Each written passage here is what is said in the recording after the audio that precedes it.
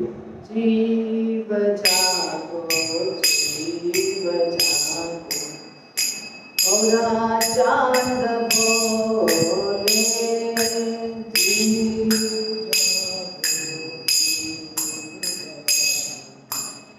गौरा चांद बोले तो निद्रा जाओ माया पिशाची रखोले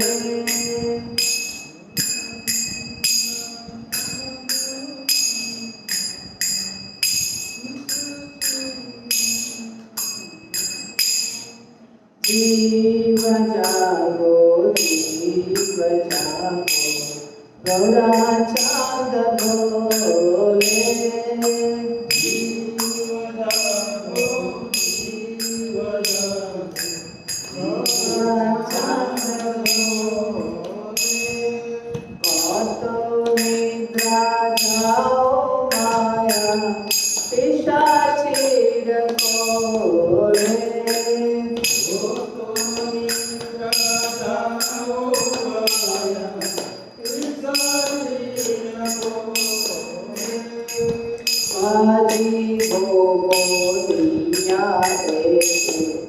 संसार बितारे बोलिया संसार बितारे भूलिया रोहिले तुम्ही अविद्यार भारे भूलिया रोहिले तुम्ही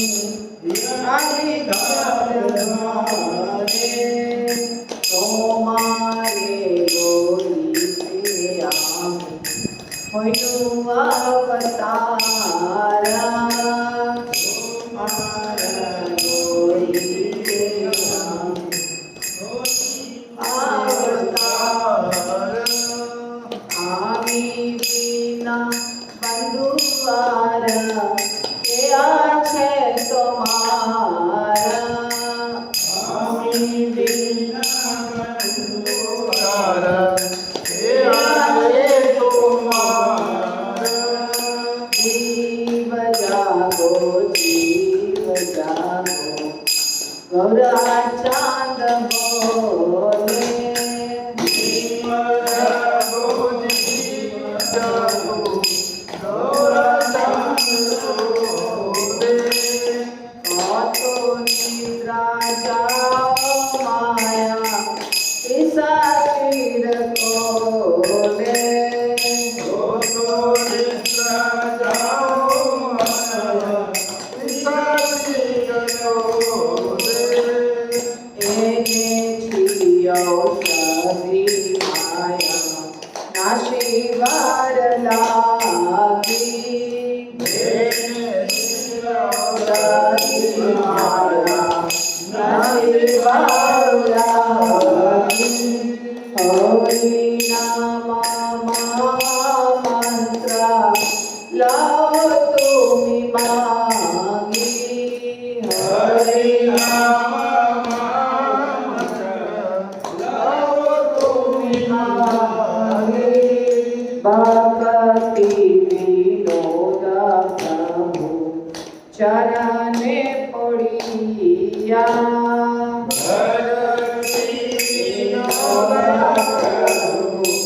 चरणे पड़िया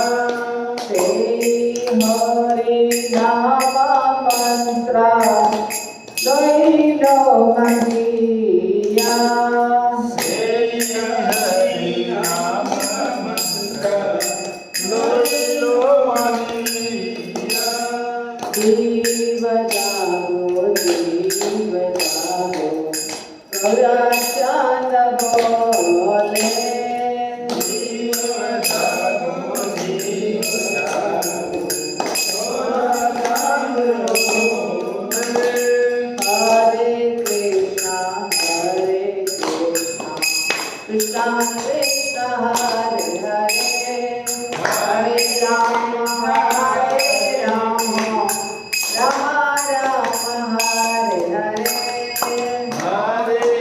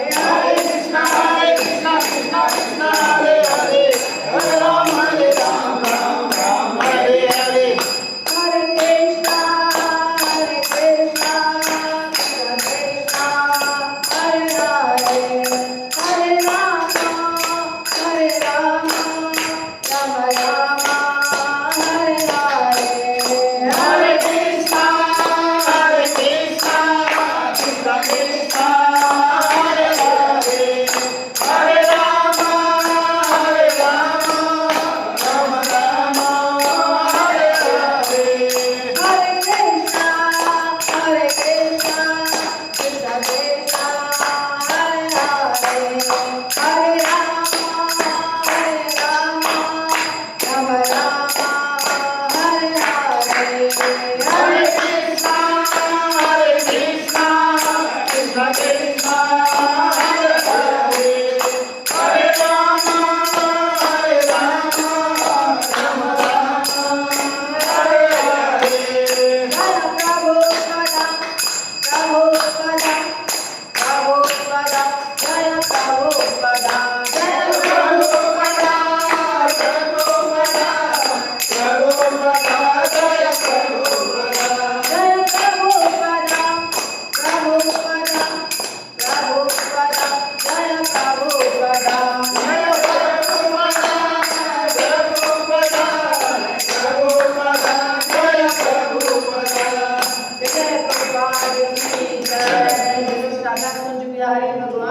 की जय, राधा वृंदावन चंद्र भगवान की जय, और निताई भगवान की जय, जगन्नाथ बलदेव सुभद्रा सुदर्शन भगवान की जय, अनंत कोटि वैष्णव वृंद की जय, श्रील प्रभुपाद की जय, निताई गौर प्रेमानंदे हरि बोल। जीव जागो गोरा चांद बोले, कौतो निद्रा जाओ माया पिशाचीर बोले। भक्ति विनोद ठाकुर का गीत है। भक्ति विनोद ठाकुर कह रहे हैं हम सबसे, हे जीव अब जग जाओ, बहुत सो लिए अब जग जाओ।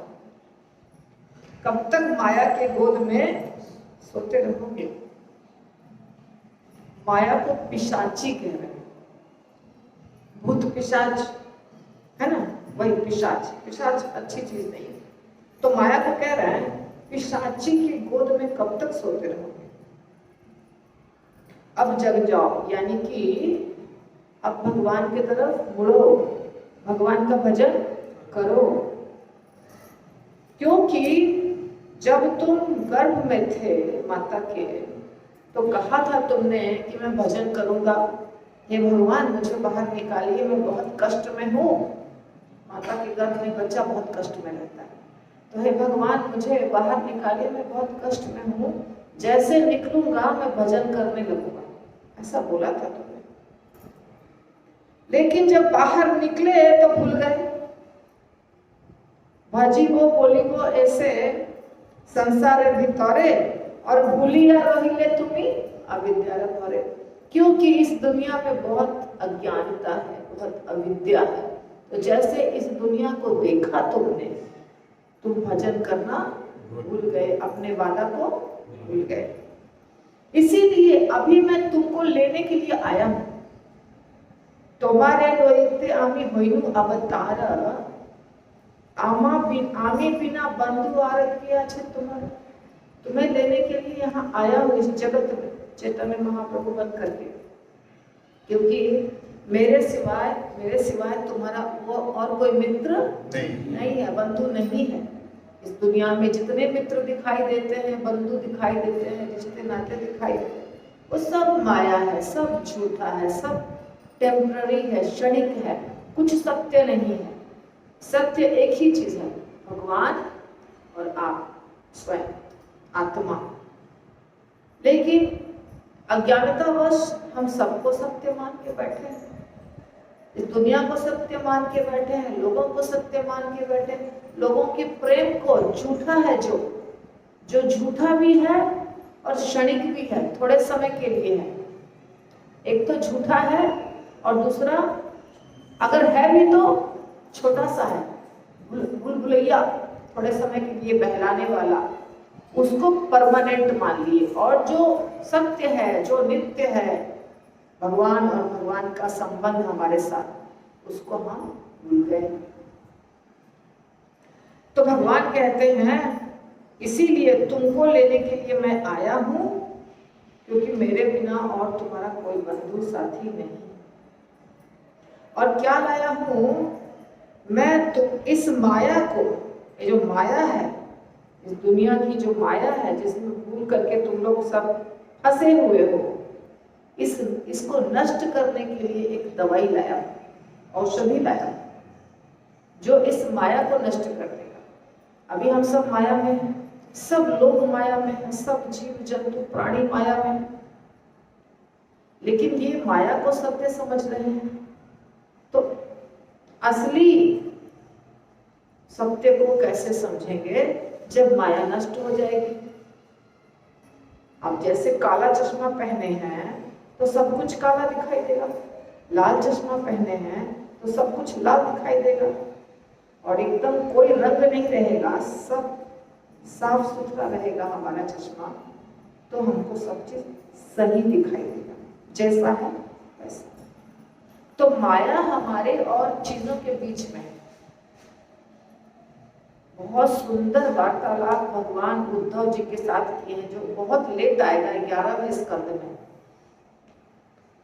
तो उसमें भगवान कहते हैं उद्धव जी को, ये 3 गुणों वाली माया वास्तव में सत्य है ही नहीं, ये तो माया खुद झूठ है, अपने आप में झूठ है।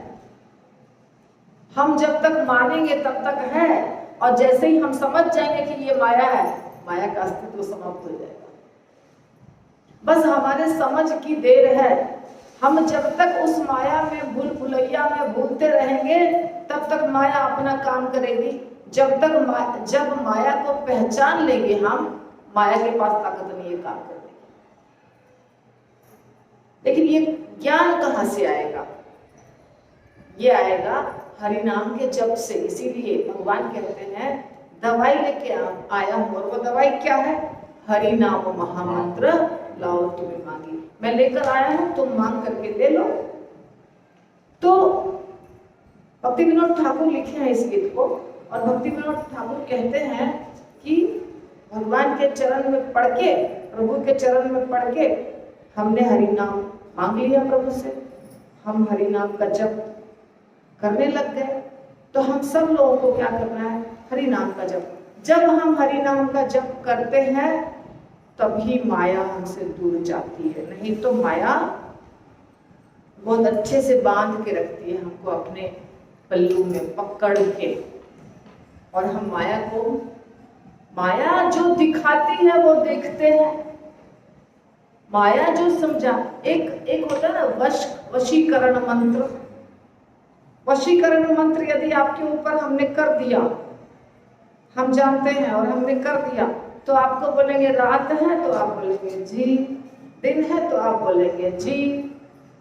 जैसे जैसे उठक बैठक कराएंगे वैसे वैसे आप करेंगे, क्योंकि हमने आपको क्या कर लिया? अपने वश में। तो वैसे ही माया के वश में हम जब रहते हैं तो माया जो दिखाती है वही दिखता है। माया दिखाती है कि यहाँ बहुत सुंदर स्त्री है, इससे प्रेम करो, हमें लगता है सच है। माया दिखाती है ये धन है, इससे तुम्हें बहुत सुख प्राप्त होगा, इस धन को किसी न किसी तरह से अपने मुट्ठी में कर लो, कब्जे में कर लो। तो हम उस धन को कब्जे करने के पीछे दौड़ते हैं। माया कहती है विवाह कर लो, बच्चे संतान बहुत सुख देंगे, तो हम विवाह कर लेते हैं। फिर बच्चे में सुख ढूंढते हैं, फिर पत्नी में सुख ढूंढते हैं। तो ये सब माया के कारण होता है। अगर हम समझ जाएं कि ये सब माया है, सिर्फ एक ही चीज सत्य है, भगवान। एक बहुत सुंदर कथा है, भागवतम शुरू करने से पहले बता दूं। एक भक्त थे, बहुत अच्छे भक्त, जगन्नाथपुरी में रहते थे। तो वो एक बार बहुत अच्छे भक्त थे, भगवान के साथ वार्तालाप होता था उनका। पहले के बहुत सारे भक्त होते थे ऐसे जिनका भगवान के साथ अच्छा बातचीत, सपने में, जगे हुए में बहुत अच्छा होता था। तो वैसे ही कोई भक्त थे, तो बहुत भगवान को भोग लगाते थे, 56 भोग लगाते थे, सेवा करते थे, सब कुछ करते थे।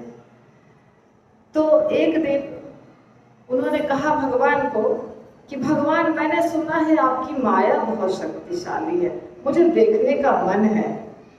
तो बोले अरे कितना बड़ा पागल है, माया तो कैसे कैसे को फंसा लेती है, तुमको माया देखने का मन है? हाँ, मैं सोचता हूँ कि कैसी होती है आपकी माया, जरा देखूं मैं।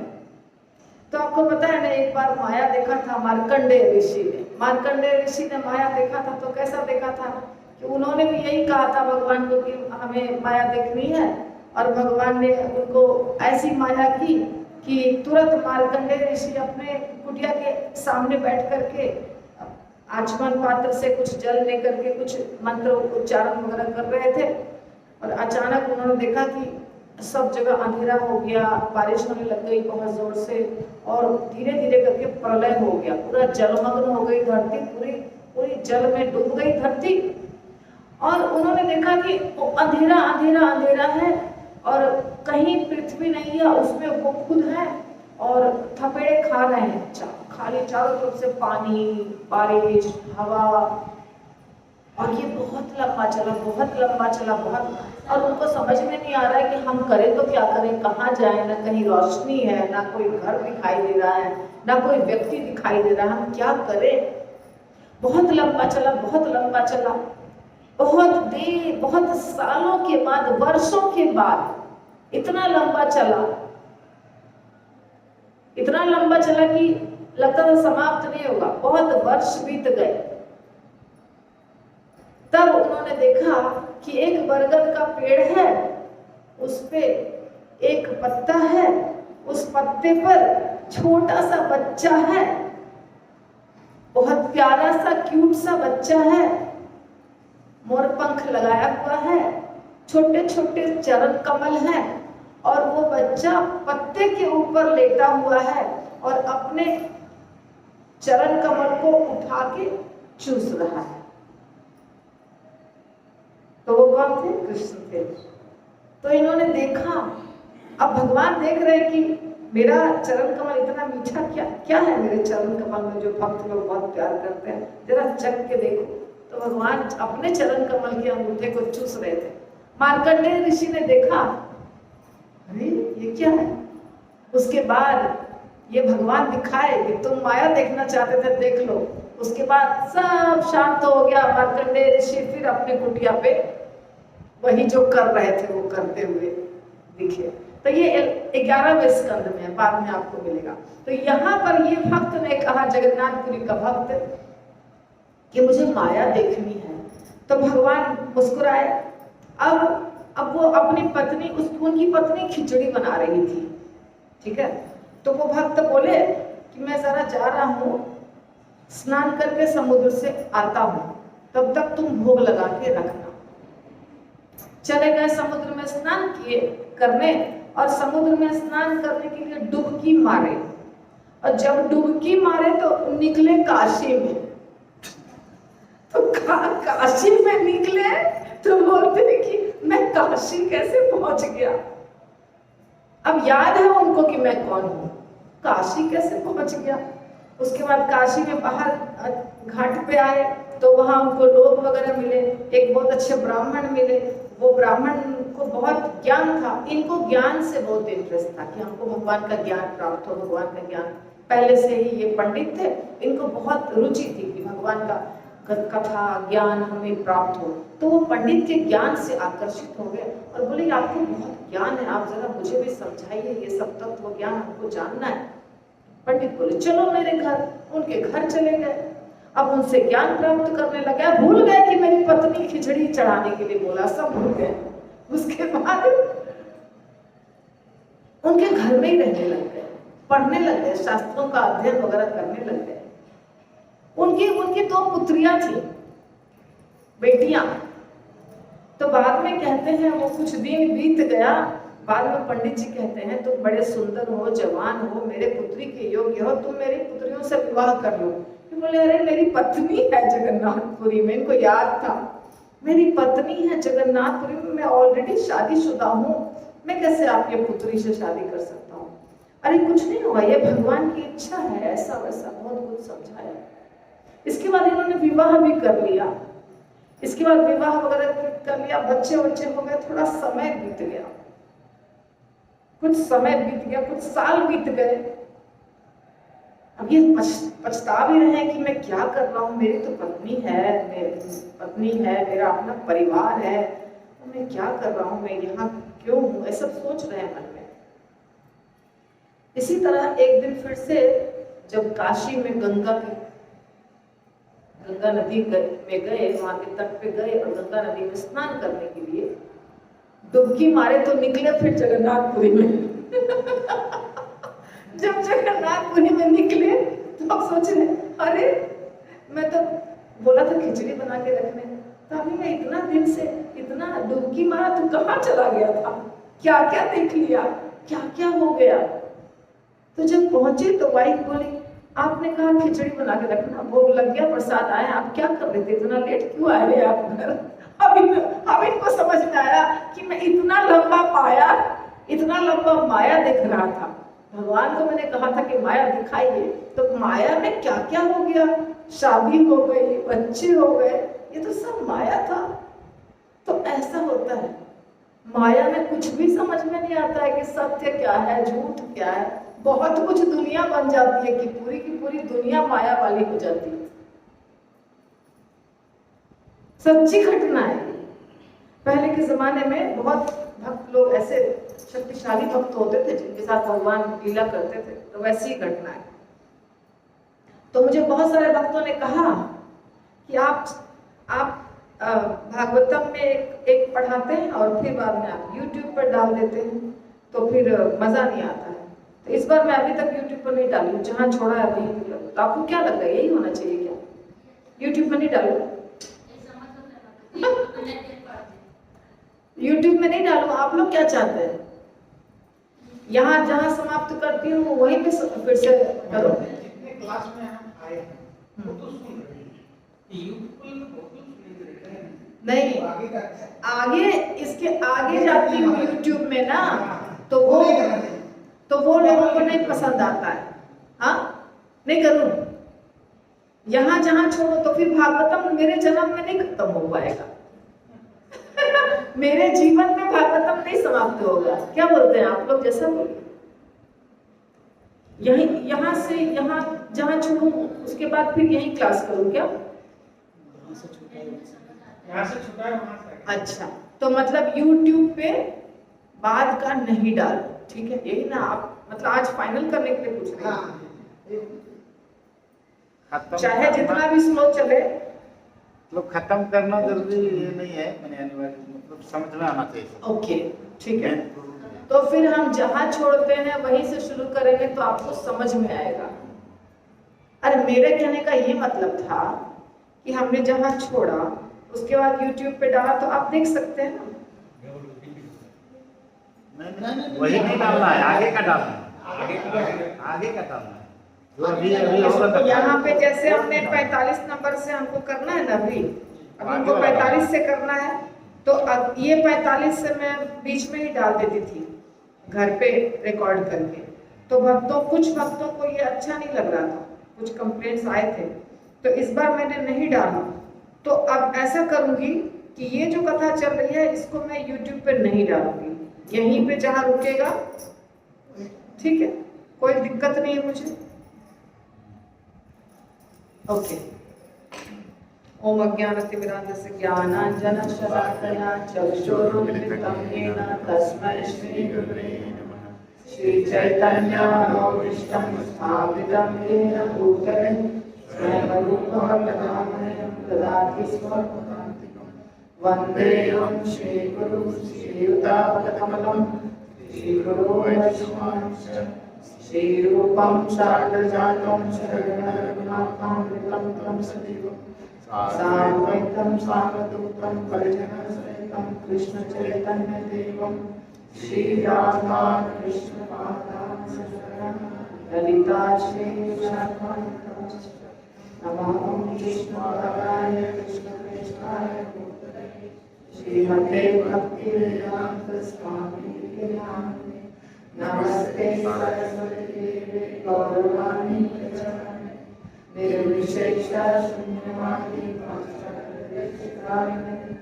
नमो महावदान्याय कृष्ण प्रेम प्रदायिने कृष्णाय कृष्ण चैतन्य नामने गौरविषे नमः। हे कृष्णा करुणा सिंधु दीनबन्धो जगत्पते गोपेश्वरो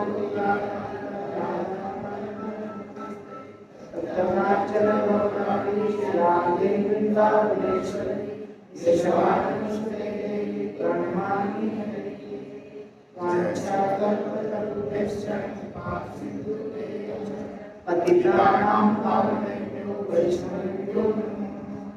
जय श्री कृष्ण चैतन्य प्रभु नित्यानंद श्री अद्वैत गदाधर शिवासादि हरे कृष्णा कृष्णा कृष्णा हरे हरे राम राम राम हरे हरे। तीसरा स्कंद 5वां अध्याय 45वां नंबर श्लोक से शुरू होगा, 44 तक हो गया। तान वै ही असत वृत्ति अक्षिभि ये परावृत अंतः मनसः परेश अथो न पश्यन्ति उरुकायनो न ये ते पदन्यास विलास लक्ष्या। श्रील प्रभुपाद की जय। तान भगवान के चरण कमल निश्चय ही मतलब क्योंकि असत भौतिकतावादी वृत्ति भी बहिरंगा शक्ति से प्रभावित होने वालों के द्वारा अक्षिभी इंद्रियों द्वारा ये जो परारित दूरी पर खोए हुए अंतः मनस आंतरिक मन को परेश हे परम अथो इसलिए न कभी भी पश्यंती देख सकते हैं। उर्गाया है महान नूनम लेकिन ये जो ते तुम्हारे पदन न्यास कार्यकलाप विलास दिव्य भोग लक्ष्य देखने वाले अनुवाद। हे महान परमेश्वर, वे अपराधी व्यक्ति जिनकी अंतर्दृष्टि बाह्य भौतिकतावादी कार्यकलापों से अत्यधिक प्रभावित हो चुकी है, वे आपके चरण कमलों का दर्शन नहीं कर सकते, किंतु आपके शुद्ध भक्त दर्शन कर पाते हैं, क्योंकि उनका एकमात्र उद्देश्य आपके कार्यकलापों का दिव्य रीति से आस्वादन करना है। तो मेरा उद्देश्य होता था आगे भागना, आगे भाग भाग के कथा को ले जाना। तो अगर हम नियम के अनुसार करते हैं तो हमको हर चीज पढ़ना चाहिए और हर चीज को समझना चाहिए, और उस स्थिति में आपका 1 या 2 श्लोक होगा मैक्सिमम। तो आप मुझे बता दीजिए आपको वो भी चाहिए या जैसे मैं एक्सप्लेन करती थी वैसे एक्सप्लेन करते जाऊँ फास्ट। हाँ, क्योंकि परपोर्ट पढ़ूंगी सब करूंगी तो फिर कितना होगा, 1 से 2 श्लोक होगा मैक्सिमम। ठीक है, तो यहाँ पे कह रहे हैं जो चीज हमें लगेगा डिफिकल्ट है उसमें हम देख लेंगे, जो लगेगा कि समझ सकते हैं वो हम फास्ट लेंगे। तो हे महान परमेश्वर, अपराधी व्यक्ति जो होते हैं जो भौतिकतावादी चीजों को, भौतिकतावादी कार्यकलापों को ज्यादा मानते हैं या ज्यादा उनसे प्रभावित हैं, उनको भगवान के चरण कमल का दर्शन नहीं होता। और जो शुद्ध भक्त होते हैं वो भगवान के चरण कमल का दर्शन करता है। जिनका उद्देश्य होता है कि भगवान के दिव्य कार्यकलापों को समझें, भगवान को समझें, भगवान के कथा में रुचि होती है। आज मैं बहुत अच्छी बात सोच रही थी, आपको बताती हूँ, संबंधित है। अब कम से कम मैं इस कथा में या इस प्रचार में 25-26 साल से हूँ, 27वां साल चल रहा है। तो बहुत भक्तों को देखा है कि आते और जाते, हमारे से जुड़ते या मंदिर से जुड़ते और फिर चले जाते। बहुत को देखा है जो टिके हुए हैं, बहुत को देखा है जो आगे चले गए, बहुत को देखा है जो नहीं बन पाए भक्त, पहले ही छोड़ दिए। हर तरह के भक्तों को देखा है और उनकी समस्याओं को भी देखा है। जैसे आपको नौकरी करना है, आपको धन कमाना है, आपके जीवन में कुछ समस्याएं हैं, पैसे की कुछ समस्याएं हैं, स्वास्थ्य की कुछ समस्याएं हैं कि नौकरी नहीं है, चाकरी नहीं है, बिजनेस खराब चल रहा है, ये सब समस्याएं हैं। तो ये सब समस्याएं हमारे जन्म से शुरू होती है और मृत्यु तक चलती है, क्योंकि जो प्रारब्ध है, जो कर्म है, उसके अनुसार हमको परिस्थिति मिली है, तो ये तो चलने वाली है, राइट। अब इसी में हमें किसी ने गुरु और वैष्णवों की कृपा से, भगवान की कृपा से हमको रास्ता मिल गया भक्ति का। इसके बीच में ही मिल गया भक्ति का रास्ता। बीच में भक्ति का रास्ता मिल गया तो जीवन की परिस्थिति तो नहीं बदल जाएगी, क्योंकि जीवन की परिस्थिति जो हमारी है वो हमारे प्रारब्ध है। कोई अमीर है, कोई गरीब है, कोई सुंदर है, सुंदर नहीं है, कोई शूद्र है, कोई ब्राह्मण है, कोई बहुत संपन्न परिवार में है, सब कुछ सुविधा के साथ है, और कोई बहुत प्रॉब्लम में है। तो ये हमारे प्रारब्ध के अनुसार हमको मिला है, ये हमको मिला है। हम जैसे लायक थे वैसा हमको माता पिता पत्नी बच्चे सब मिले हैं। इसके बीच में हमको भगवान का रास्ता मिल गया।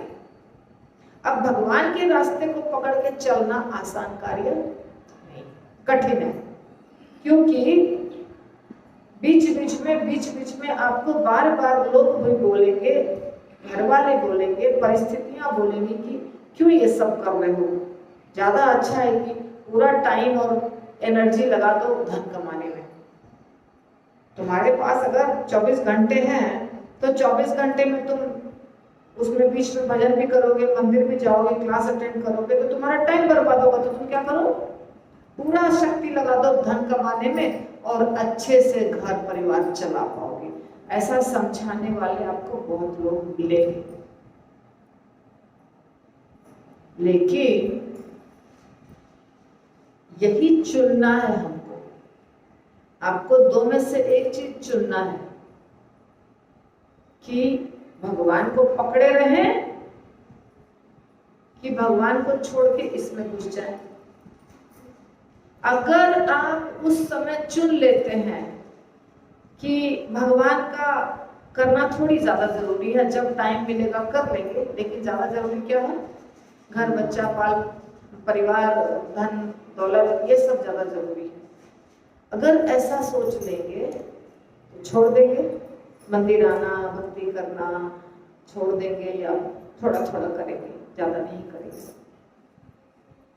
और फिर कोसेंगे किसको, भगवान को, परिस्थिति को। हमारे जीवन में दुख है, हमारे जीवन में तकलीफ है, आपको क्या। अच्छा, सिर्फ यही नहीं, ये भी बोलते हैं भक्तगण कि माता जी को तो बड़ा अच्छा सब कुछ मिला है इसीलिए माता जी कर पाती। ऐसा भी बोलते हैं, माता जी को बहुत अच्छा मिला नहीं है, वो बहुत अच्छा बनाने के लिए बहुत मेहनत किया है। उस परिस्थिति में टिके रहने के लिए आप भी वैसा कर सकते हैं जैसा मैंने किया, यही समझा रही हूँ। जैसा हम इस जगह पर जहां पर भी हैं, उस जगह पर रहने के लिए बहुत मेहनत करना पड़ता है। और जब मेहनत कर लीजिएगा, पूरा कष्ट उठा लीजिएगा और भगवान के चरण कमल को नहीं छोड़िएगा, तो बैठा के भगवान आपको मुख में खिलाएंगे। एक राजा का नौकर है, राजा का, तो राजा का नौकर है, महल में ही नौकर के रूम में रहता है। तो उसको रात को भूख लगी, दोपहर में भूख लगी, सुबह भूख लगी, सोचना पड़ता है क्या? नहीं। वो तो राजा का बचा खुचा ही इतना ज्यादा रहेगा कि उसी में उसका पेट भर जाएगा, वो भी अच्छा अच्छा भोग, 56 भोग से। क्यों? क्योंकि वो सेवा किसकी कर रहा है? राजा। इसी प्रकार यदि भगवान की सेवा में आप जुड़ जाते हैं, जुड़ के टिके रहते हैं, तो साधारण किसी कंपनी में काम करते हैं तो वो आपको एक छोटी सी गाड़ी देता है, रहने का रूम देता है, तनख्वाह देता है कि नहीं देता है? तो आप भगवान की सेवा करेंगे तो भगवान आपको भूखा रखेंगे क्या? घर नहीं देंगे क्या? कपड़ा नहीं देंगे क्या? सब कुछ देंगे ही ना, क्योंकि आप किसके लिए कर रहे हैं सब कुछ? भगवान के लिए। पर हम भगवान, जब जब परीक्षा आती है कि भगवान को पकड़े कि इसको पकड़े, तो हम किसको पकड़ लेते हैं? हम भगवान को छोड़ के बगल का रास्ता पकड़ लेते हैं। और बगल का रास्ता जब पकड़ते हैं तो परिस्थिति कभी नहीं सुधरती है। आप बताइए, साधु महात्मा जो इतने सारे हमारे देश में हैं, प्रवचन करता, जिनका भी नाम आप सुने हैं, टीवी पर देखते हैं या नाम सुने, किसको किसको खाने की कमी है? किसी को देखा है खाने की कमी है? गहना जेवर से लदा रहता है उनका शरीर। कौन देता है उनको ये सब कुछ? वो तो एक ही कार्य करते हैं, या तो भगवान की पूजा या तो प्रवचन कथा, और तो कुछ नहीं करते हैं। वो कुछ करते हैं, नौकरी चाकरी बिजनेस कुछ करते हैं, फिर वो कैसे आता है वो सब कुछ? वो सिर्फ एक ही कार्य करते हैं। हमारी क्या सेवा है? हमारी सेवा है कि जारे देखो तारे कहो कृष्णोपदेश। हमारी सेवा है कि भगवान जो कार्य करना चाहते हैं वो कार्य हम करवाएं लोगों से। भगवान चाहते हैं, अभी हमने भजन किया, जीव जागो जीव जागो। भगवान क्या कह रहे हैं? ये हरि नाम है, लो हम क्या कह रहे हैं, ये हरि नाम है, लो क्या किया हमने, भगवान के बात को रिपीट कर दिया। भगवान कहते हैं हरि नाम है तुम लो, और हम भी कहते हैं हरि नाम प्रभु नमाला करिए ना। तो कुछ एक्स्ट्रा किया क्या, वही कर दिया। तो अब भगवान को तो दिखाई दे रहा है ना कि मैं जो चाहता हूं इस दुनिया के लोगों के लिए वो करने में ये भक्त सहायता करता है। मेरा कार्य, मेरा सेवा अपने कंधे पे ले लिया। तो जब कृष्ण के सेवा को आप ले लीजिएगा अपने कंधे पे, राधा रानी के सेवा को आप अपने कंधे पे ले लीजिएगा, तो जो पूरी सृष्टि के मालिक हैं वो आपको सोने का, रहने का, गाड़ी का, मोटर का, घर का, कपड़ा का तकलीफ होने देंगे? कैसे होने देंगे? सब तो उन्हीं का है। लेकिन यहां तक पहुंचने के बीच में हम फेल कर जाते हैं।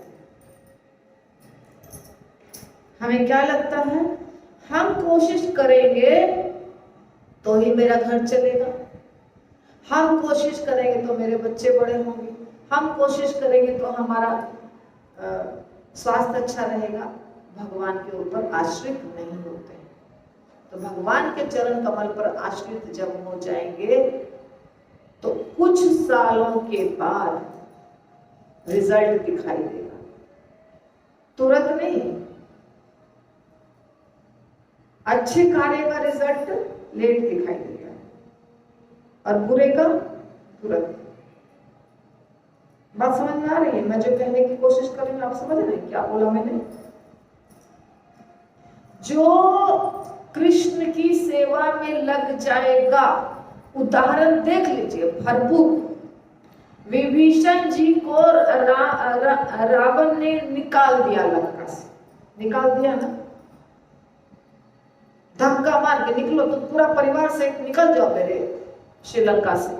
तुम राम का नाम क्यों ले रहे हो, तुमको यहाँ रहने की जरूरत नहीं है। बाद में क्या हुआ? वही राजा बन गया। सुग्रीव को बाली ने भगा दिया, बाद में क्या हुआ? सुग्रीव राजा बन गया। पांडवों को कौरवों ने भगा दिया, बाद में क्या हुआ? पांडव राजा बन गया।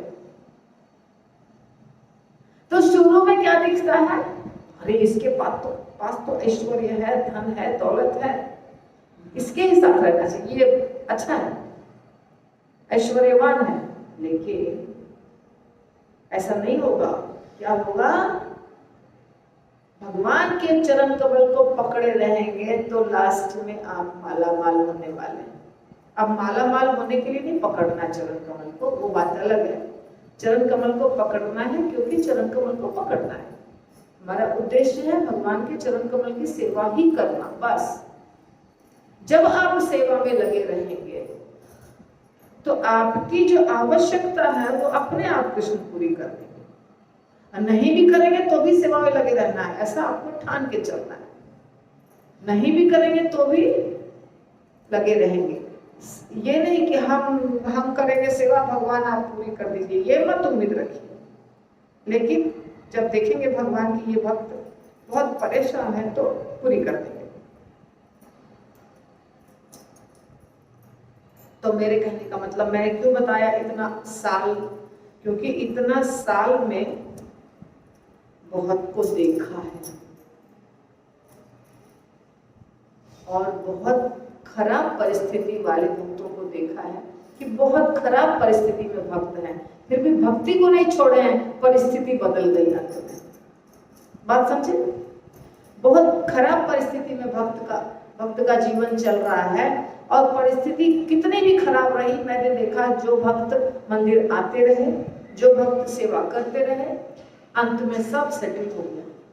जादू सब सेटल हो जाता है। ये 100% सही है, 100%।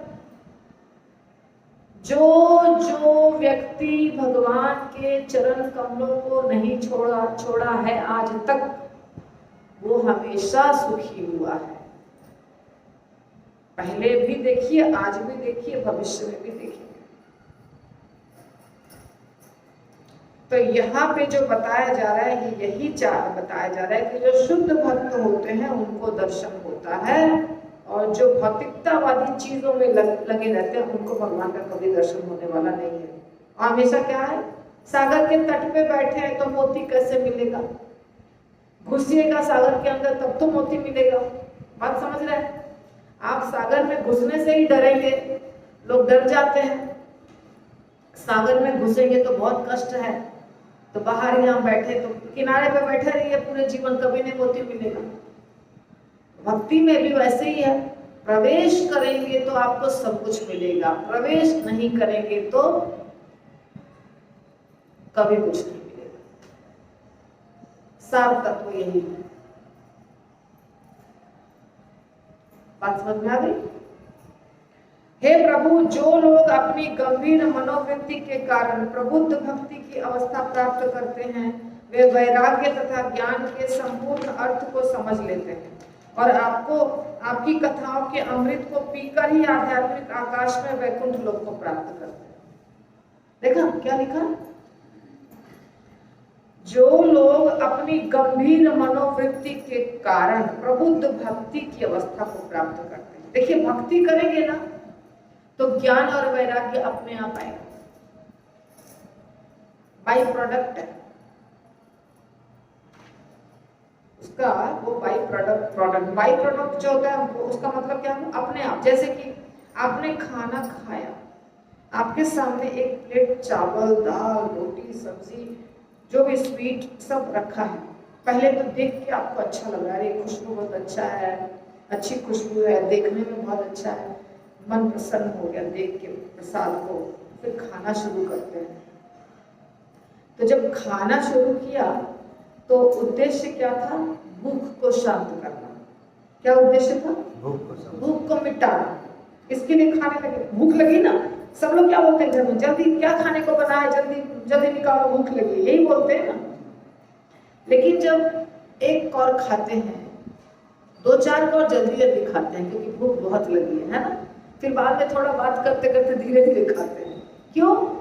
कि 4 कौर जाते जाते तृप्ति मिल जाती है, संतुष्टि मिल जाती है, एनर्जी, शरीर में ताकत मिलने लगती है। तो भूख तो समाप्त होगी ही पूरा प्लेट खाने के बाद, पर उसके साथ साथ संतुष्टि और तृप्ति और सुख अपने आप मिलता है। तो इसको कहते हैं बाई प्रोडक्ट। मतलब करने गए थे कुछ और, 2-3 चीजें फ्री में मिल गई, समझे? भूख समाप्त करने गए पर संतुष्टि अपने आप मिल गई, तृप्ति अपने आप मिल गई, खुशी अपने आप मिल गई, स्वाद अपने आप मिल गया, ये सब मिल गया। इसी प्रकार भक्ति करने गए थे, ज्ञान अपने आप मिल गया, वैराग्य अपने आप मिल गया, भौतिक चीजों से अनासक्ति अपने आप मिल गई, सुख अपने आप मिल गया, प्रेम अपने आप मिल गया। ये सब अपने आप मिल जाएगा। कहते हैं कुछ लोग, तुम्हारे हिंदू धर्म में ये नहीं सिखाते हैं कि लोगों का भला करना चाहिए, पड़ोसी का मदद करना चाहिए, प्रेम से रहना चाहिए, झूठ नहीं बोलना चाहिए, किसी का बुरा नहीं करना चाहिए, समाज सेवा करनी चाहिए। ये सब नहीं सिखाते हैं क्या? तुम लोग खाली माला करना सिखाते हैं क्या? ऐसा कुछ लोग बोलते हैं। आपको भी बोलते होंगे शायद। बोलते हैं कि नहीं बोलते? जब आप माला करिएगा, भगवत गीता भागवतम सुनिएगा, पढ़िएगा, तो अपने आप आपके अंदर परिवर्तन होगा कि नहीं? बताइए, होगा ना? आपको फिर झूठ बोलने में डर लगेगा कि नहीं? लगेगा कि नहीं? सच बताइएगा। गलत आचरण करने में डर लगेगा कि नहीं? तो अलग से सिखाने की जरूरत है क्या? अपने आप आपके आचरण बदल जाएंगे।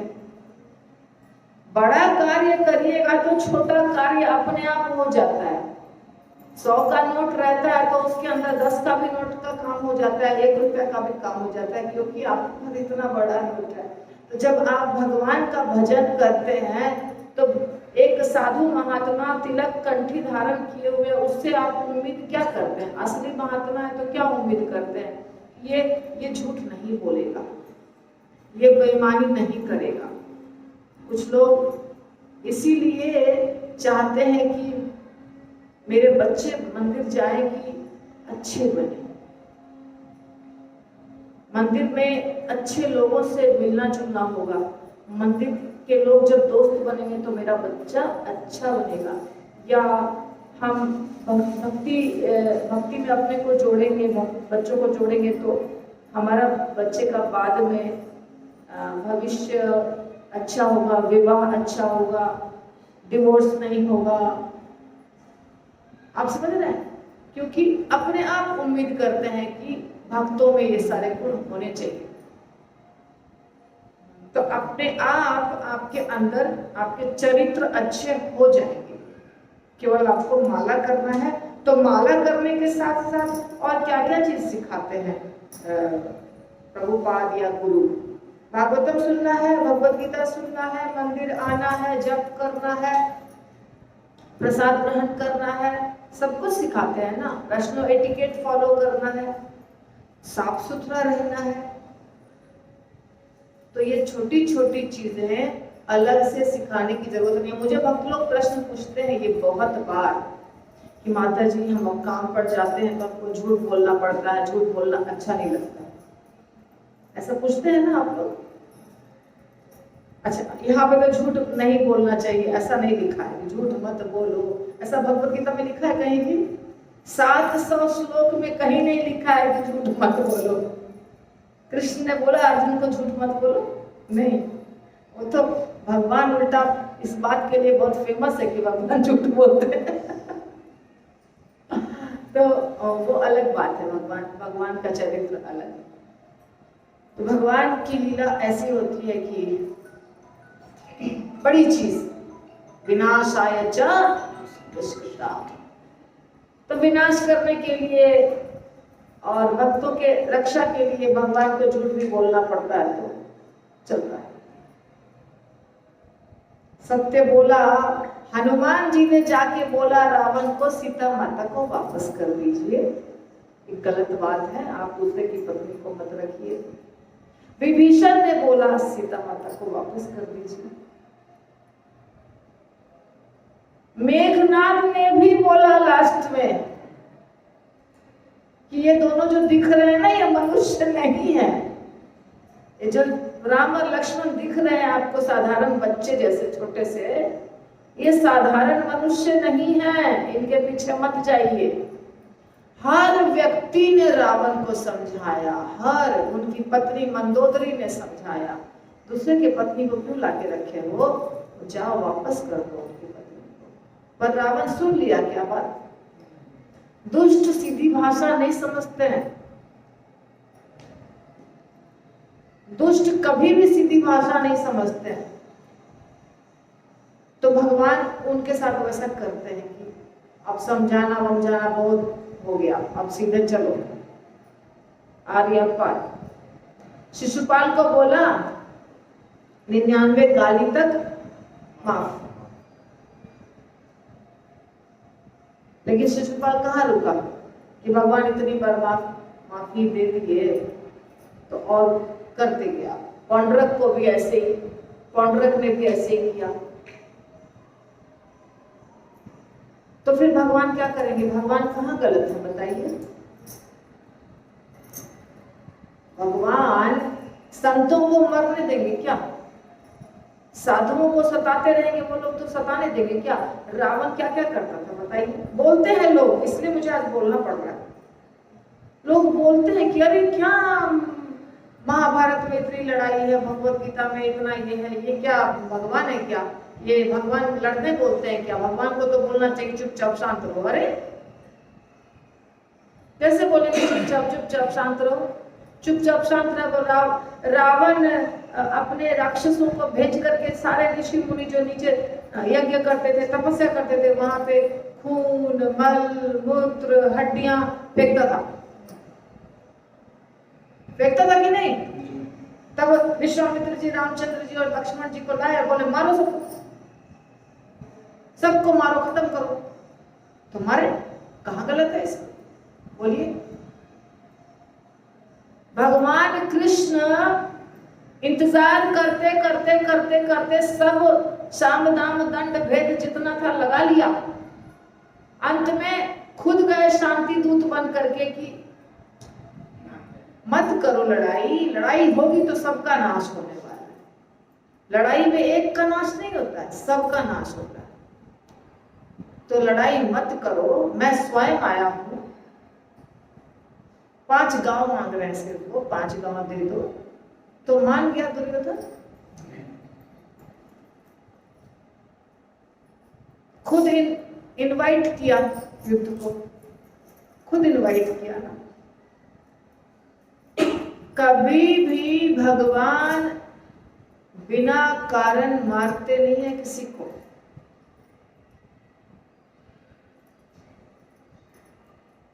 लेकिन आपके सामने कोई स्त्री को सता रहा है, आप देखते रहेंगे क्या? आपके सामने कोई साधु महात्मा को सता रहा है, आप देखते रहेंगे? नहीं देख सकते। ऐसी स्थिति में भगवान क्या करते हैं? साफ, उनको रहने का अधिकार नहीं, जाओ तुम।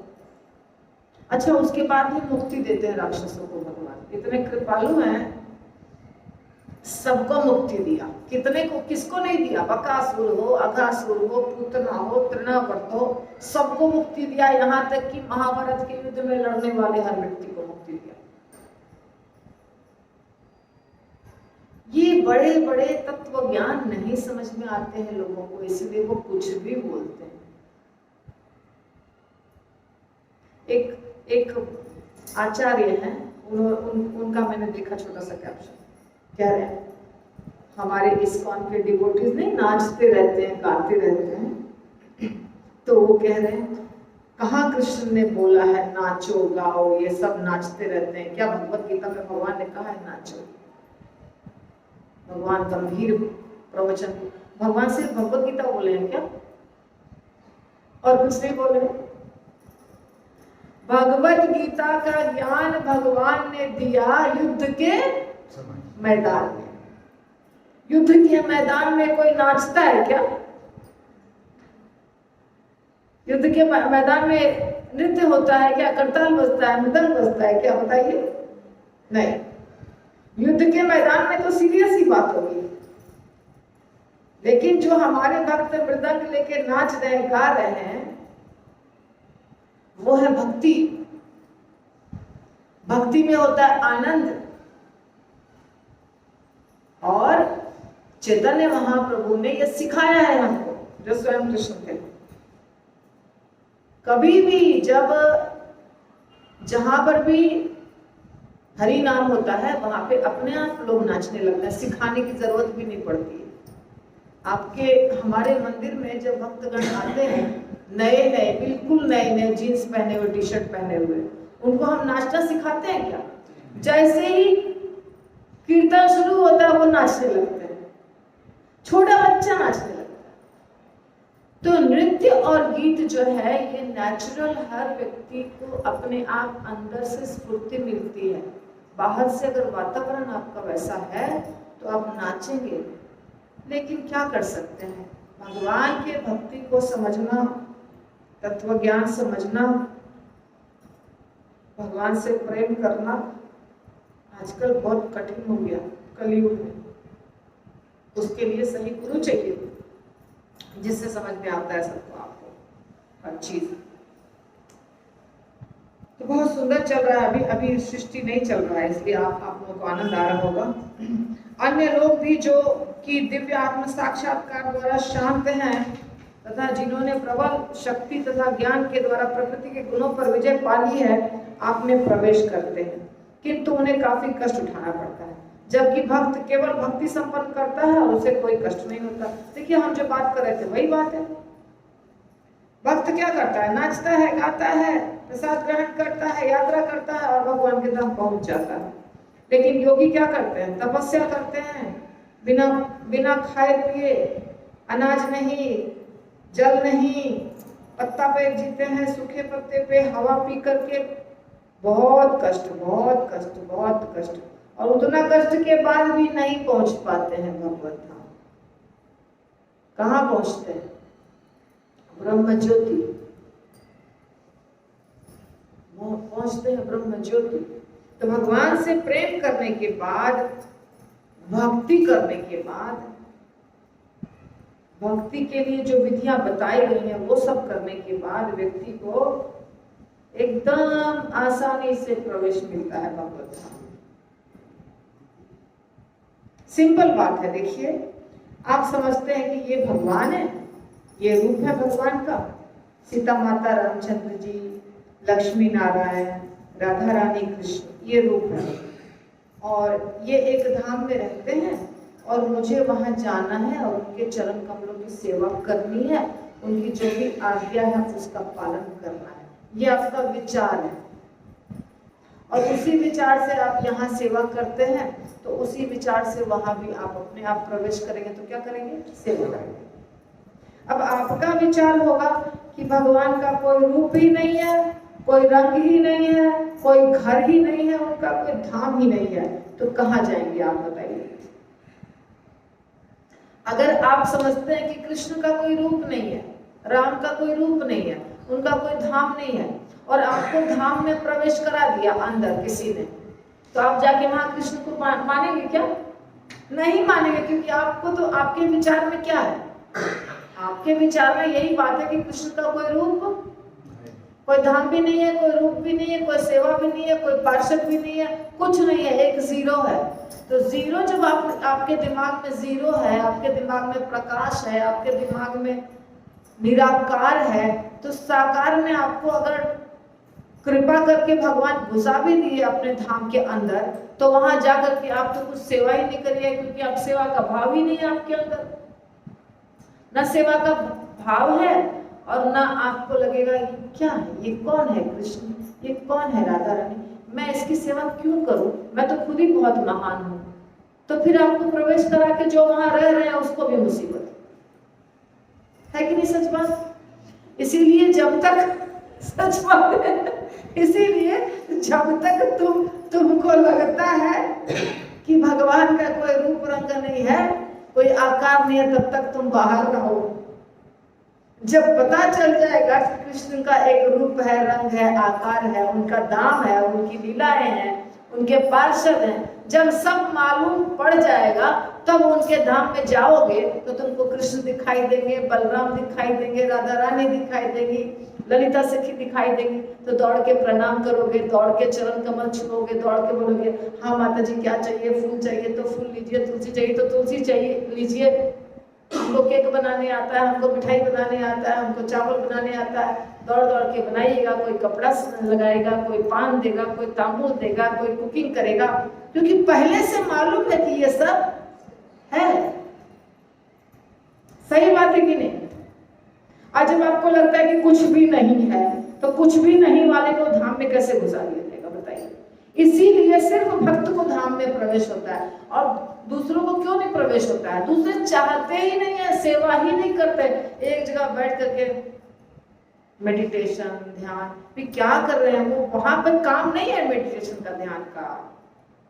गोपियां ध्यान नहीं लगाती हैं, गोपियां मेडिटेट नहीं करती हैं, चाहे सीता माता की सखियां हो, चाहे राधा रानी की सखियां हो, उनका ध्यान लगाना काम नहीं है, उनका दौड़ दौड़ के सेवा करना काम।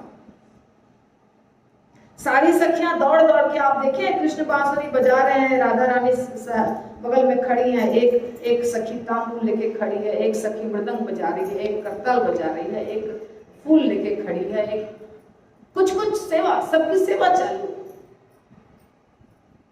कोई झूला में झूला रहे हैं, कोई यमुना में जल के साथ क्रीड़ा कर रहे हैं। तो ये सारी चीजें वहां होती रहती हैं, तो सिर्फ वही भक्त जाएगा ना जिनको पता है कि हमको वहां जाने के बाद ये सब मिलने वाला है। फिर हमको पूछना है सबसे पहले, किससे पूछना होगा? वहां भी आपको गुरु मिलेंगे। ऐसा मत समझिए कि सीधे यहाँ से गए और वहां सीधे राधा रानी मिल जाएंगी, नहीं, ऐसा नहीं होता है। वहां भी आपके गुरु मिलेंगे, फिर गुरु से आप पूछेंगे महाराज जी क्या सेवा करें बताइए। फिर महाराज जो भी रूप में रहेंगे, महाराज अपने साथ आपको ले जाएंगे, आपको मिलवाएंगे, आपको बताएंगे इसके अंडर में सेवा करना है, उसके बाद सेवा शुरू हो जाएगी। ऐसा होता है। तो कृपालु है भगवान सबके ऊपर, असुरों के ऊपर भी कृपालु है भगवान, और भक्तों के ऊपर तो खैर। तो हे आदि पुरुष, इसलिए हम एकमात्र आपके हैं। यद्यपि हम आपके द्वारा उत्पन्न प्राणी हैं, किंतु हम प्रकृति के 3 गुणों के प्रभाव के अंतर्गत बार बार जन्म लेते हैं, इसलिए हम अपने कर्म में पृथक पृथक हैं। अतएव सृष्टि के बाद हम आपके दिव्य आनंद के हेतु सम्मिलित रूप में कार्य नहीं कर सके। तो अभी ये मैत्रेय मुनि और विदुर जी के बीच में बात चल रहा है। ये देवतागण शायद प्रार्थना करना ना, बहुत पहले कहाँ छूटा था याद भी नहीं है। देवतागण प्रार्थना कर रहे हैं, ठीक है। देवतागण कह रहे हैं, हे आदि पुरुष, हम आपके हैं, हम एकमात्र आपके हैं, और यद्यपि हम आपके द्वारा उत्पन्न प्राणी हैं, देवतागण भी 3 गुणों के प्रभाव में रहते हैं। ऐसा मत समझिए कि देवता 3 गुणों से परे हैं। मालूम है ना, देवता कहाँ रहते हैं? स्वर्गलोक। स्वर्गलोक में रहते हैं देवतागण, और सारे के सारे देवता प्रकृति के 3 गुणों के अंदर में ही रहते हैं, उनके अंदर में ही रहते हैं। प्रकृति के 3 गुण है ना, सत्व रज और तम, हमारे ऊपर तो हावी है ही, देवताओं के ऊपर भी वो हावी है।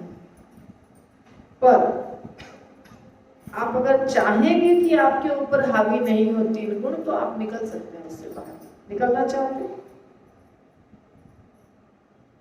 अरे नहीं निकलना है आप लोग को, कोई नहीं कुछ बोल रहा है। आपको 3 गुणों के अंदर रहना है हमेशा। तो आपने तो जवाब नहीं दिया, पूछा मैंने तो। अब पता ही नहीं है कि 3 गुण है क्या, तो क्या जवाब देंगे? यही बात है ना। अब पता ही नहीं, दिखाई तो दे नहीं रहा है कहीं 3 गुण। 3 गुण तो दिखाई नहीं दे रहा है आपको, दिखाई दे रहा है? तो खाली सुनते हैं। कितने लोगों को पता है 3 गुण होते हैं भगवान के, प्रकृति के? कितने लोगों को पता है? बताओ हाथ उठाइए। ओके, और इन लोगों को तो पता ही नहीं है।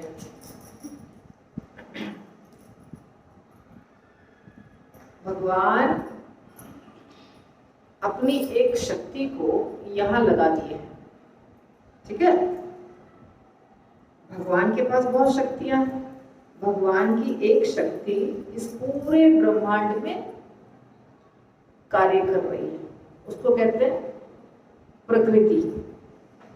दुर्गा माता का नाम सुना है? दुर्गा माता के हाथ में त्रिशूल देखा?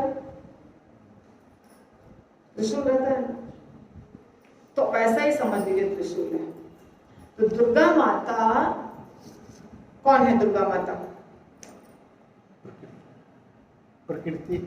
दुर्गा माता जैसे राधा रानी है ना, राधा रानी को तो आप जानते हैं सब लोग। तो राधा रानी क्या बोलती हैं? मीठा मीठा, प्यारा प्यारा, नाचती हैं, गाती हैं, भगवान के साथ सेवा करती हैं। तो वो कैसा रूप है? प्यारा रूप है, बहुत अच्छा प्यारा रूप। हाँ, तो जैसे आप आज आपके घर में प्रोग्राम है, 56 भोग है, अभिषेक है, बच्चे का बर्थडे है, उस दिन आपका रूप कैसा रहता है? प्यारा प्यारा, खुश खुश ना रहता है कि नहीं रहता? सब माता जी बोलो जल्दी। रहता है। और एक दिन आपका बच्चा क्रिकेट खेला दिन भर, हाँ, और दूसरे दिन क्लास में फेल किया, तो कैसा रहेगा रूप आपका? क्या करेंगे? क्या करेंगे? आज तो छोड़ूंगी नहीं, आने दो उसको। बोल रही थी कि मत खेलो इतना, लेकिन नहीं, बात नहीं सुना और फेल किया है क्लास में। तो उस दिन आप वही व्यक्ति हैं, पर आपका रूप कैसा है उस दिन? विकराल। आज तो लगाना है 2-4 डंडा। तो वैसे ही राधा रानी ही इस दुनिया में बन जाती है क्या? दुर्गा माता। फरसा, त्रिशूल। दुर्गा माता के हाथ 10 हाथ है। 10 हाथ में क्या क्या रहते हैं?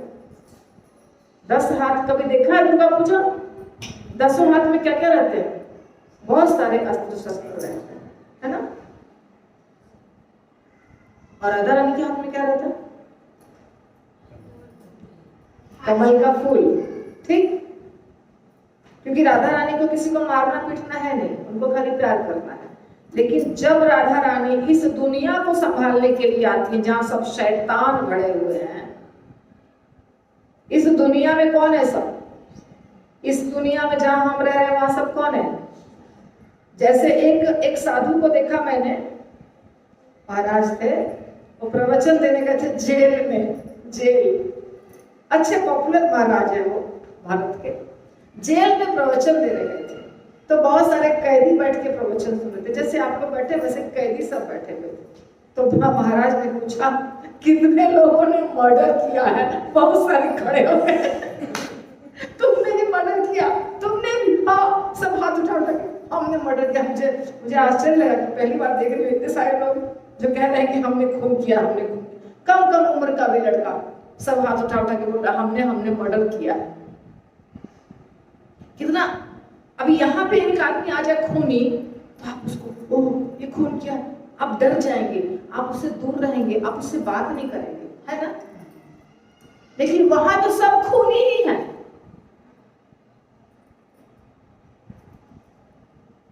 जेल में कौन है? सब कोई ना कोई खून करके, अपराध करके वहां पहुंचा है। तो वहां पे जो आदमी जाएगा संभालने के लिए उन लोगों को, वो साधु संभाल पाएगा? वहां तो चाहिए हाथ में डंडा वंडा सब लेके जाना पड़ेगा। कब क्या बदमाशी ये लोग कर देंगे पता नहीं। तो उसको संभालने के लिए क्या करना पड़ेगा? पूरा अस्त्र शस्त्र लेके। तो वैसे ही ये दुनिया में दुर्गा माता आती हैं अस्त्र शस्त्र लेके, क्योंकि ये सब खूनी है। यहाँ पे विश्वास नहीं हो रहा है? ये दुनिया में जितने लोग हैं, आपको जितने दिखाई दे रहे हैं, सब अपराधी हैं। क्योंकि ये दुनिया अपराधियों की दुनिया है। ये गोलोक धाम, वैकुंठ धाम, साकेत धाम नहीं है। ये क्या है? ब्रह्मांड। ब्रह्मांड के अंदर सब वैसे ही जीवात्मा रहते हैं जो अपने धाम में कुछ बदमाशी किए हैं, उनको यहाँ सजा मिली है रहने के लिए, सुधरने का चांस मिला है। सुधरने का चांस मिला है, क्या सुधरने का तरीका है? गुरु और ग्रंथ, शास्त्र, उसके द्वारा सुधर जाओ, नहीं तो डंडा पड़ता रहेगा दुर्गा माता का।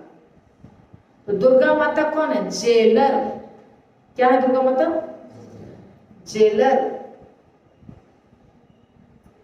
इसलिए दुर्गा माता के हाथ में इतने सारे अस्त्र शस्त्र रहते हैं। तो अस्त्र शस्त्र जो है वो तो लेके खड़ी है, वो तो आपको दिखाई दे रहा है। मूर्ति बनी हुई है जो, उसमें तो अस्त्र शस्त्र दिखाई दे रहा है मूर्ति में।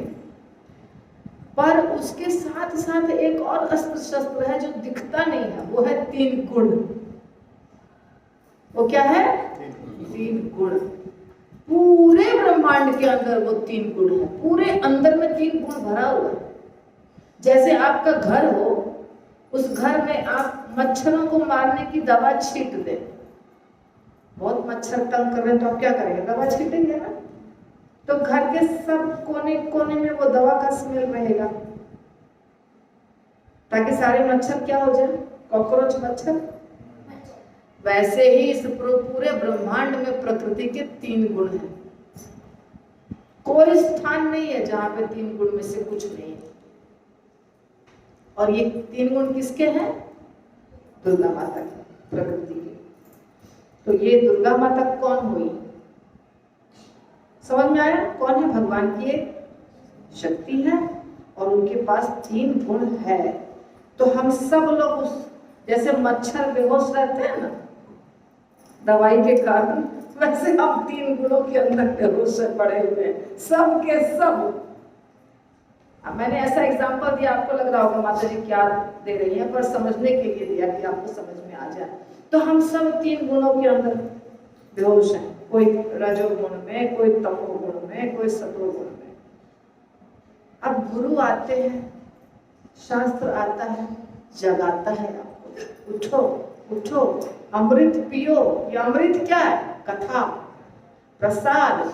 तो वो जो नशा चढ़ा है, जो दवाई का चढ़ा है, फिर जो पेस्टिसाइड पड़ा है दुर्गा माता का, उसका असर कम होगा और होश होगा तो सही हो जाओगे, अच्छे हो जाओगे, बाहर निकलने का रास्ता मिल जाएगा। ये मजाक नहीं है, ये सत्य बात है। तो प्रकृति के 3 गुणों के द्वारा हम सब ग्रसित हैं, इसीलिए होश में नहीं है, कुछ दिखाई नहीं दे रहा है, समझ में नहीं आ रहा है सच्ची बात क्या है। सच्ची बात जानना है तो ये 3 गुणों से बाहर निकलना होगा, और 3 गुणों से बाहर जो निकल जाएगा वो फिर भगवत धाम चला जाएगा। मुश्किल है ना, कैसे बाहर निकलेंगे? भगवान ने कहा है अर्जुन को, त्रैगुण्य विषया वेदा निस्त्रैगुण्यो भवार्जुना निर्द्वंद्वो नित्य सत्वस्थो निर्योग क्षेम आत्मवान। हे अर्जुन, 3 गुणों से बाहर निकलो, यानी कि भगवान की माया की शक्ति से बाहर निकलो, पहचानो अपने आप को, सत्य को पहचानो, खुद को पहचानो, दुनिया को पहचानो, प्रकृति को पहचानो, कर्म को पहचानो, हर चीज को पहचान जाओ, सत्य में जियो। एकदम आसान है, क्या मुश्किल है? मुश्किल है क्या प्रभु जी? आप लोग जब इतने सालों से कथा सुन रहे हैं, आपको तो पहचान में बिल्कुल साफ साफ स्पष्ट आ जाना चाहिए कहाँ क्या है, सत्य क्या है, झूठ क्या है। पर प्रयास किए बिना तो नहीं आएगा, प्रयास तो करना पड़ेगा। जान जान के माया में घुसेंगे, जान जान के माया में घुसेंगे, माया को सत्य मानेंगे, माया को पकड़ के खेलेंगे, तब कौन बचाएगा? आपको मालूम है कि ये माया, फिर भी उसके साथ रहने में मजा आ रहा है, तो कोई बचा नहीं सकता। बचा सकता?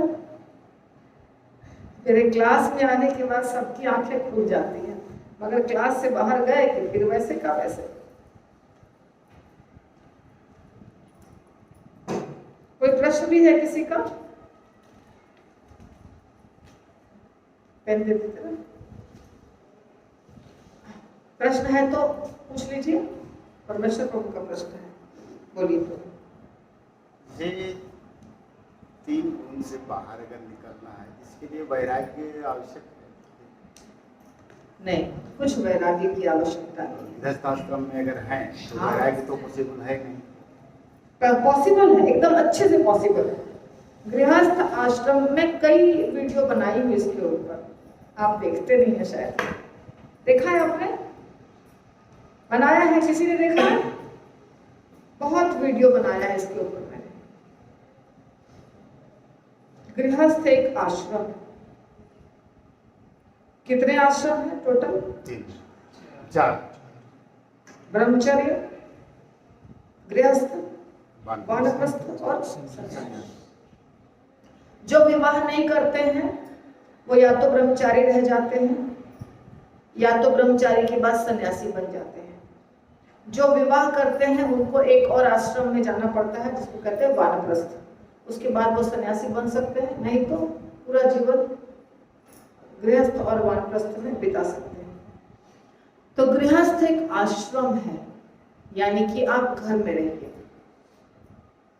घर में आप रहिए, परंतु रहने का स्थान है सिर्फ घर। मंदिर में रहने के बदले कहाँ रहिए? घर में। पर जो मंदिर में हो रहा है वही आप घर में कर सकते हैं ना। आपके स्थान में सिर्फ परिवर्तन है। मंदिर और घर 2 जगह है। मंदिर में क्या होता है? मंगल आरती होती है, नाम का जप होता है, प्रसाद कुकिंग होती है, भागवतम होता है, यही सब होता है ना मंदिर में। अगर आप यही सब चीज घर में कर रहे हैं तो आपका घर भी तो मंदिर ही हो जाएगा। ठीक है, हो जाएगा कि नहीं? दूसरी बात बच गया अब क्या कि पति पत्नी रहते हैं, तो पति पत्नी जब आपको मालूम है तो पति पत्नी ब्रह्मचारी की तरह रहिए। आपको तो नियम मालूम पड़ गया ना कि ये हमको करना है, तो पति पत्नी ब्रह्मचारी की तरह रहिए। दोनों अपना अपना कमरा रखिए, बेटियों के साथ माता रहेगी, बेटों के साथ पिता रहेंगे। हो गया ब्रह्मचर्य आश्रम का पालन। अब जो है जिम्मेदारियां, पढ़ाई लिखाई, शादी ब्याह, बच्चों का करना, उसके लिए धन कमाइए। जैसे ब्रह्मचारी जब भागवतम हो जाता है तो प्रसाद ग्रहण करते हैं, ठीक है। इसके बाद इनका अपना एक क्लास होता है, ब्रह्मचारी का क्लास, वो भी करते हैं। इसके बाद ये सब के सब ब्रह्मचारी सेवा करने के लिए जाते हैं, जैसे प्रचार का सेवा, बुक डिस्ट्रीब्यूशन, फंड कलेक्शन, ये सब सेवा होती है, सबकी बटी हुई है सेवा, सब अपनी अपनी सेवा करने जाते हैं। वैसे आप धन कमाने जाइए, जैसे ये सब अपनी सेवा करने जाते हैं वैसे आप धन कमाइए, और धन कमा करके उस धन से अपने बच्चों को बड़ा कीजिए। बाकी जो टाइम है आपको भी भागवतम पढ़ना है, और आपको अगर और अच्छा करना है तो आप प्रभुपाद के बुक्स का वितरण करिए, या आप प्रचार करिए, या आप मंदिर की जो भी सेवा कर सकते हैं वो सेवा में आप भाग लीजिए। जैसे मंदिर वाले बुक डिस्ट्रीब्यूशन करते हैं, आप कर सकते हैं बुक डिस्ट्रीब्यूशन, या मंदिर के अंदर जो भी सेवा चल रही है उसमें से कोई सेवा में आपको रुचि हो और आता हो तो वो सेवा कर सकते हैं। तो जितनी सेवा, जैसे माता जी लोग हार बनाती हैं या कुकिंग करती हैं, जो कि हमेशा रोज का है, तो उसी तरह प्रभु जी लोग भी कोई सफाई करते हैं, कोई कुछ अकाउंट्स देखते हैं, कोई गार्डनिंग करते हैं, कोई कुछ भी सेवा कर सकते हैं, या पुस्तक वितरण करते हैं, बाहर जाके फंड कलेक्शन करते हैं, कोई लाइफ मेंबर बनाते हैं, कोई प्रचार करते हैं, प्रवचन देते हैं, काउंसलिंग करते हैं, टीचिंग करते हैं। तो ऐसे करके आप भगवान की बहुत सारी सेवा कर सकते हैं। मेन चीज क्या है, आपकी चेतना होनी चाहिए कृष्ण भावनामृत। तो कृष्ण भावनामृत चेतना का मतलब 2 घंटे माला कर लिए हो गया, अब बस धन कमाओ और भोग करो, एंजॉय करो, उसको नहीं कहते हैं कृष्ण भावनामृत। कृष्ण भावनामृत 24 घंटे रहना पड़ता है। 24 घंटे कृष्ण भावनामृत अगर आप रहेंगे तो घर में रहे, गृह ठाको बौने ठाको सदा हरि बोले ठाको, कहीं भी रहिए भगवान की सेवा करिए। आवश्यकता के लिमिट में रखना। हाँ निश्चित, आप उसकी चिंता नहीं करिए, वो तो कृष्ण करेंगे ना। आपकी आवश्यकताएं जो है वो कृष्ण पूरी करेंगे। और वैसे भी जितना सोचते हैं उतना हो जाता है क्या? आप जो प्लानिंग करते हैं वो हो जाता है क्या? तो जब क्या फायदा फिर प्लानिंग करने का?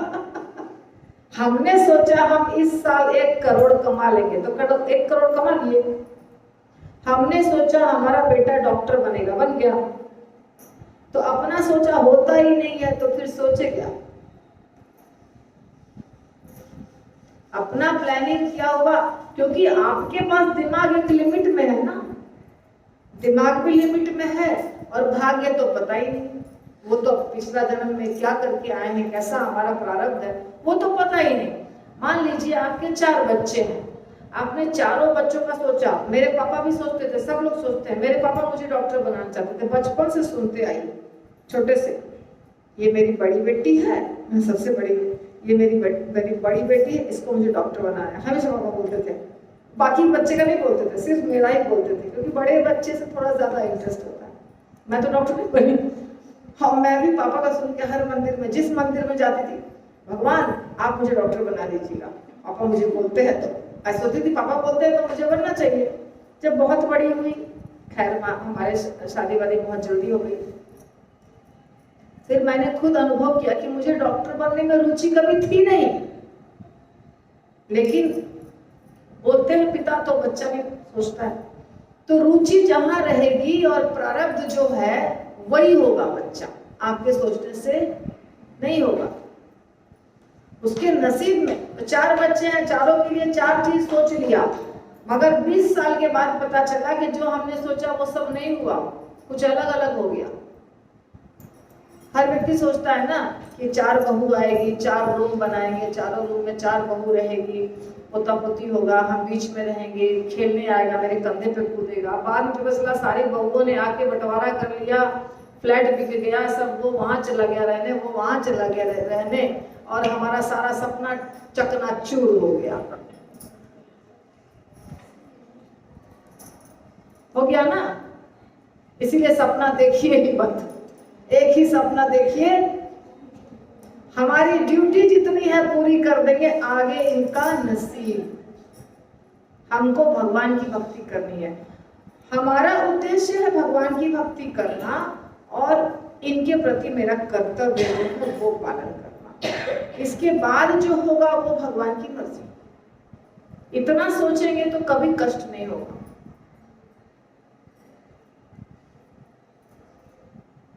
कभी मत सोचिए कि हमारा सोचा हुआ होने वाला है, वो तो होगा ही नहीं। प्रभु का जो सोचा है वो होगा। जब एक बोलते हैं अपन सोची होत नहीं, प्रभु सोची तत्काल, ऐसा एक कहा जाता है। तो ये बात है, सच बात है। और प्रश्न है, यही प्रश्न था, किसी और का कोई प्रश्न? समाप्त। सब आत्माराम है, किसी का कोई प्रश्न नहीं है, सब सुखी है। श्रील प्रभुपाद की जय, श्रीमद् भागवतम ग्रंथ की जय।